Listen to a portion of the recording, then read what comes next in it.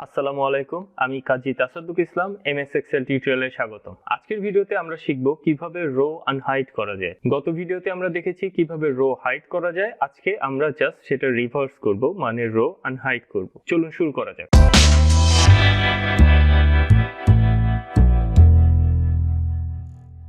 Rho unhide করার পূর্বে আপনাকে অবশ্যই জানতে হবে কোন রো গুলো হিডেন আছে। এর অনেকগুলো পদ্ধতি আছে। এর প্রথম অপশন হচ্ছে, আপনি যদি রো নাম্বার গুলো দেখেন, আপনি দেখতে পাচ্ছেন যেখানে একটি সিরিয়াল ব্রেক করেছে তার মানে সেই রো গুলো হিডেন আছে। এখানে 2, 3, 5, 7, তার মানে 1 number, 4 number, 6 number rho hidden আছে। এটা একটা পদ্ধতি। আরেকটা পদ্ধতি হতে পারে রো হিডেন আছে কিনা সেটা বোঝার। সেটা হচ্ছে আপনি প্রত্যেকটা রোর সেপারেটর দেখেন, এখানে একটা করে সেপারেটর দেওয়া, কিন্তু যে রো গুলোর মাঝখানে দুইটা করে সেপারেটর দেওয়া, তার মানে বুঝতে হবে সেখানে অ্যাটলিস্ট একটা রো হিডেন আছে। তাহলে এখন আমরা বুঝতে পেরেছি কিভাবে হিডেন রো আমরা আইডেন্টিফাই করব।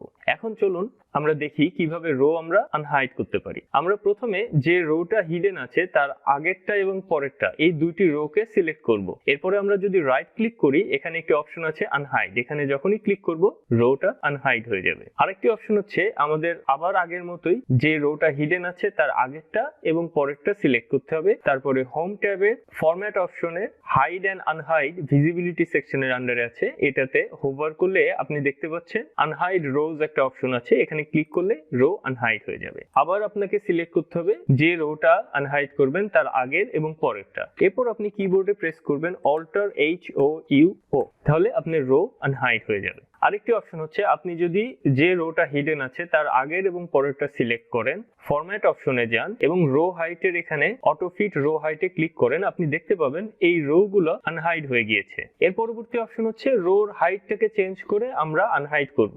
যখন আমরা এই সেপারেটর উপরে মাউসটা হোভার করব, আপনি দেখতে পাচ্ছেন একটা নতুন আইকন আমাদের কার্সরে। এখন এটাতে যদি আমি ক্লিক করে ড্র্যাগ করি, আমাদের রো হাইটটা চেঞ্জ হচ্ছে এবং আমাদের রোটা আনহাইড হয়ে গেল। আমাদের যদি প্রথম রোটাই হিডেন থাকে, সেটাকে আমরা কিভাবে আনহাইড করব? আমরা তো চাইলেই উপরে কোনো রোকে সিলেক্ট করতে পারবো না, কারণ সেটাই আমাদের ফার্স্ট রো ছিল। সেক্ষেত্রে আমরা সেকেন্ড রোর নাম্বারের উপর ক্লিক করব এবং মাউসটাকে উপরের দিকে ড্র্যাগ করব। এতে আপনি দেখতে পাচ্ছেন আমাদের রো এবং কলাম সবগুলোই সিলেক্ট হয়ে গিয়েছে। কলাম সিলেক্ট হয়ে গিয়েছে কিভাবে বুঝবো? এখানে কলামের অক্ষরগুলোকে যদি আপনি দেখেন, তার কালার চেঞ্জ হয়ে গিয়েছে। এই অবস্থায় যদি আমরা রাইট ক্লিক করি, এখান থেকে আনহাইড করতে পারবো, অথবা আমরা হোম ট্যাবের ফরম্যাটের হাইড এন্ড আনহাইড থেকে আনহাইড করতে পারবো। এখানে যদি আমি ক্লিক করি, এটা আনহাইড হয়ে যাবে। আরেকটি পদ্ধতি হচ্ছে ফার্স্ট রোকে বা যে কোনো রোকে আনহাইড করার। সেক্ষেত্রে হিডেন রোর যে কোনো একটি সেল নাম্বারকে আপনার সিলেক্ট করতে হবে। সেটা আপনি কিভাবে করবেন? নেম বক্সে যদি সেই সেলটাকে আপনি সিলেক্ট করেন, করে সেখানে যদি আপনি সেই সেল নাম্বারটা লেখেন, আমাদের ফার্স্ট রোটা হিডেন, আমি যদি এখানে রো